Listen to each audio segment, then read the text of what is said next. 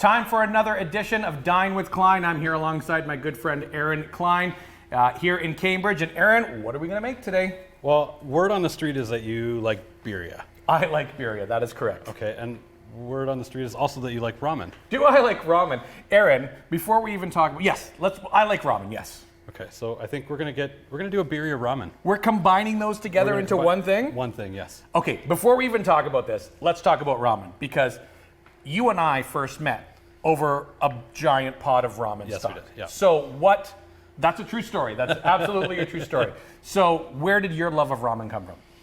I mean, I'm a noodle fanatic, period. Yeah. I love anything noodle-shaped stuff, dumpling, any noodle from Southeast Asia. You find them all over the world, right, in some format or another.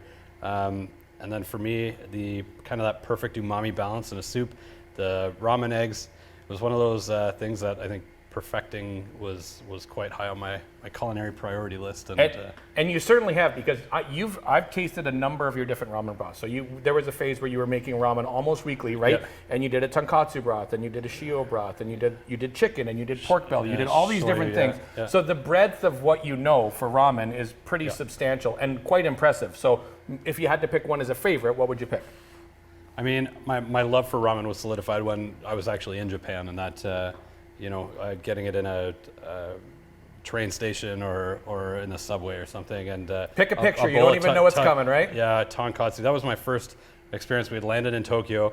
We went to a very famous ramen shop in Tokyo, and you had to go downstairs. It was like probably 11 o'clock at night with the time zone change. We were all messed up, and they had a machine there, and you put money in a machine and you push a button, and it was all in Japanese. I had no idea.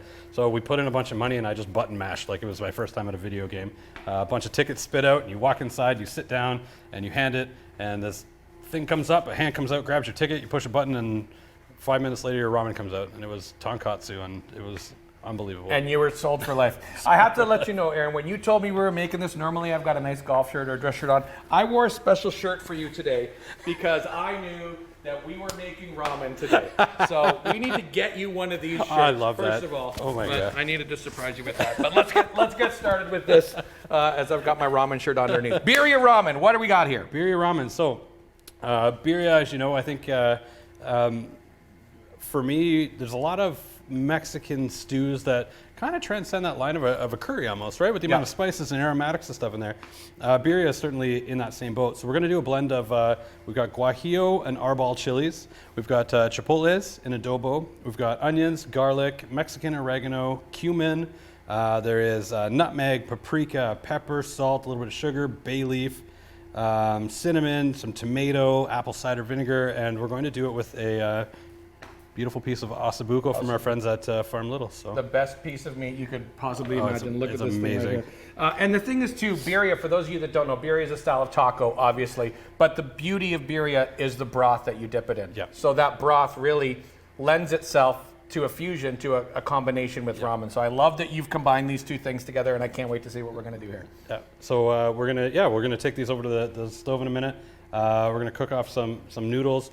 We put a little bit of Monterey Jack, finished with some cilantro onions. We don't really manipulate the birria broth too much. We let it out with a little bit of beef stock and give it a quick reseason, but it does the talking for you. This has turned into a big fan favorite at the Bruce Craft House. So, all right, birria ramen, here we go. Let's move to the stove.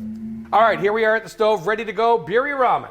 Birria ramen. We're gonna start with this beautiful ossobuco. We're gonna put a little bit of oil in our pan.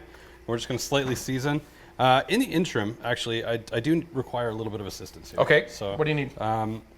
I need the stems off those guajillos. Guajillos? All right, please. I can handle that. This is not rolling out pizza dough. I can certainly handle this.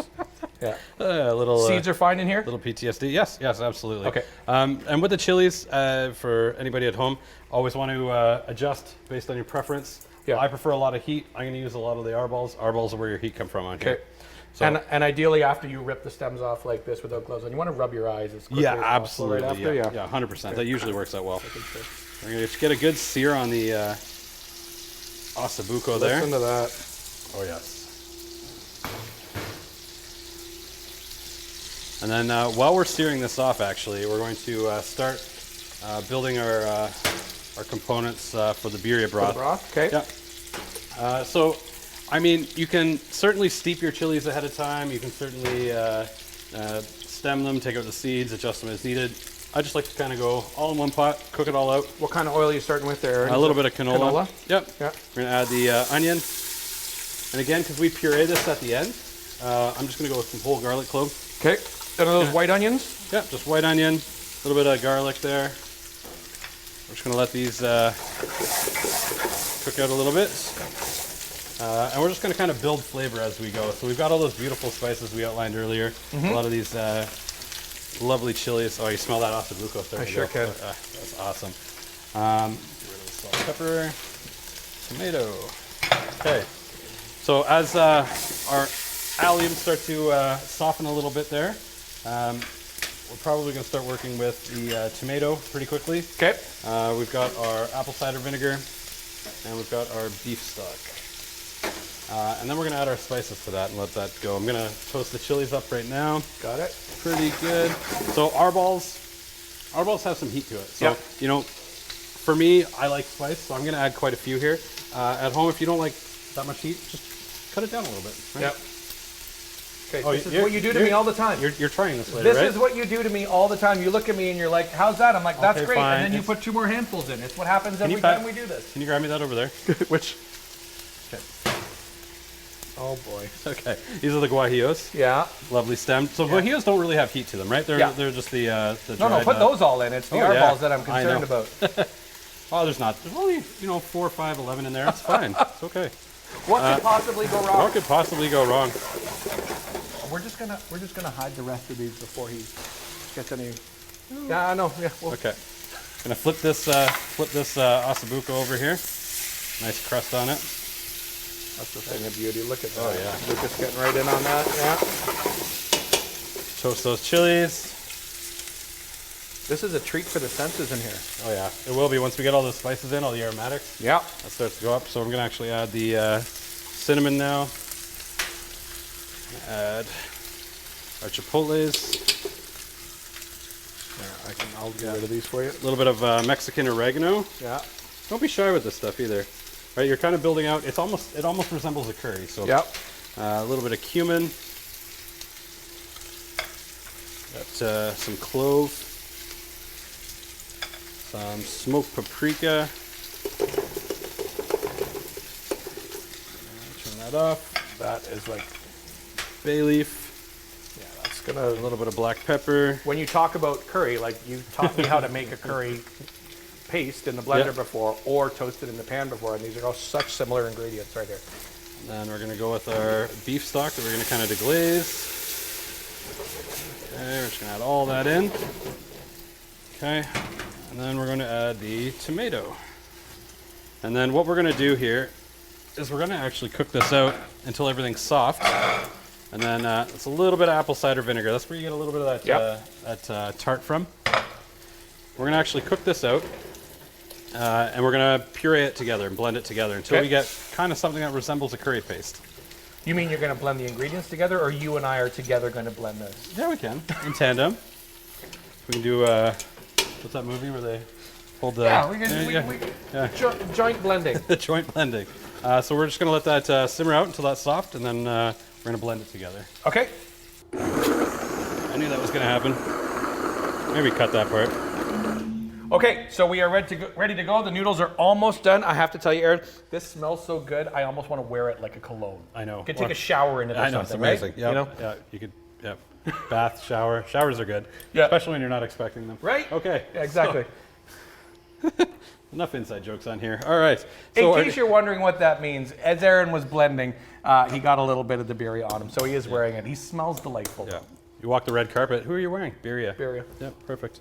Okay. So we've got our noodles here, perfectly done. We're gonna take those out. We're gonna put those in the bowl. Crazy for noodles. Crazy for noodles, yes sir. All right. Now what we're gonna do, if we've done our job correctly, this should just shred apart. Oh my goodness. I'm gonna stand over here so I don't accidentally drool in the food that he's making right now. I thought you were saying because I'm doing it, you might wear it. No, but that's I'm okay. this is, yeah. Okay, so we've got some of our birria braised. I don't know if I'm gonna let you try this one. It's a love. See, your reaction to this food as you make them is why I love these segments so much. It's authentic, it's genuine. You love what you're making here. Yep. I wish. And we don't pull punches, so we just. I mean, you can see it, but I wish you could see the process here in person. It's magical. So we're gonna take our Monterey Jack here. Just put a nice little handful on top, just like you would a taco. Yep. Okay, a little bit there. We've got our birria broth, which after we've cooked that down, we let it out with a little bit more beef stock to get that broth flavor, and then just re-seasoned. We're just gonna pour this over top. Give it a couple ladles like this, just until we get enough. Okay. And then we're gonna finish with just some cilantro. The classic white onion and cilantro together. Yeah, just like that. And that is our birria ramen. Birria Ramen, the best of both worlds. We're all crazy for noodles here on Dine with Clyne. Aaron, thanks so much. Thank you.